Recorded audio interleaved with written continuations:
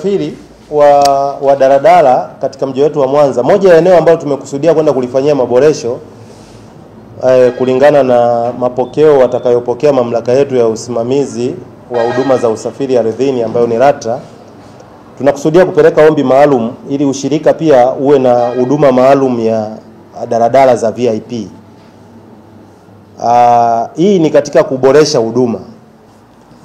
Tukiongelea VIP tunakusudia kwamba ni huduma ambayo gari haitakuwa ikikaa stendi kwa muda mrefu wala haitatoa nafasi ya mbanano katika utoaji wa huduma. Ni huduma ambayo tunapeleka mapendekezo kwa LATRA iwe pia muhitaji awe anaweza kurequest, kutuma maombi kwamba tuko sehemu fulani tunahitaji huduma. Hii ni mpango wa kuboresha huduma ili kuendana na mahitaji. Kwa hivyo tunatumai mamlaka itapokea ombi letu na itatupa ushirikiano kwenye hilo, na hii inatokana na maombi. Wakati tukiendelea na mchakato wa kupokea maoni, ni maombi ambayo tumeyapata kutoka kwa jamii kubwa ya Wanamwanza wakihitaji huduma hiyo maalum ya VIP. Kwenye mazungumzo na moja ya kampuni ambao ni wadau wetu muhimu ili kuweza kupata magari maalum ya ushirika ambayo ni magari tumekusudia kwenda kuyatumia kwenye mradi wa kwanza wa kutoa huduma za wanafunzi. Mazungumzo yetu yamefika kwenye hatua nzuri na tunatumai yakikamilika ushirika huu utapatiwa gari 10 za kuanzia na kupima namna ya huduma itakavyotoka, kupima ufanisi, lakini lengo na makusudio ni kupata gari 100 kutoka kampuni ya Tata. Kwa hivyo tumekusudia kwa gari zile ambazo tutakapoanza mradi, gari zitakazohusika na wanafunzi ni gari ambazo tutaziwekea utambulisho maalum, ambapo kwa muda ule wa uhitaji wa wanafunzi asubuhi wakati wanaenda shule, kazi ya gari hizo zitakuwa ni kupakia wanafunzi tu na si raia kama ilivyo sasa.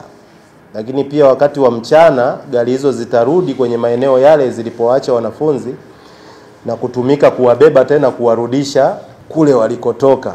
Lakini ni eneo ambalo pia tunatumai tutakuwa na matumizi ya kadi. Kwa upande wa ushirika wa kwanza Tanzania ambao umeasisiwa madhubuti kabisa kutatua changamoto zilizopo kwenye sekta ya usafirishaji kwa miaka nenda rudi. Kwa hiyo ushirika huu umekuja kwa ajili ya kutatua changamoto zile, si kwa Mwanza tu, ni kwa nchi nzima ambazo zimekuwa zikisumbua sana sekta hii ya usafiri na usafirishaji kwa miaka mingi. Kwa hiyo ushirika huu ni ushirika wa kwanza kwa Tanzania wa usafirishaji, lakini umekuwa na sifa ya kipekee sana kwa sababu ni ushirika unaenda kufanya kazi zake katika mifumo ya kisayansi. Kwa sababu changamoto hizi zilizopo katika sekta ya usafiri na usafirishaji ni miaka mingi zimeshindwa kutafutiwa majibu yake. Si kwamba watu hawajafanya kazi kutatua changamoto, wamefanya, lakini tumegundua kwamba namna pekee ya kutoka kwenye changamoto zetu hizi ni namna ya kutumia mifumo ya kisayansi. Kwa hiyo changamoto zetu haziwezi kutatuliwa kwa namna ya kawaida. Ndio maana tunaikabidhi sayansi sasa au mifumo ya kisayansi iende itusaidie kutatua changamoto hizo, kwa sababu ni mifumo inaenda kusimamia kila kitu. Kwa nini? Ni kwa sababu tunataka kumlinda mwekezaji ambaye ni mmiliki aliyowekeza mamilioni yake ya pesa. Tunalinda mitaji yake. Hatulindi mitaji hiyo kwa kutumia akili zetu, hapana. Tunalinda mitaji hiyo kwa kutumia mifumo ya kisayansi.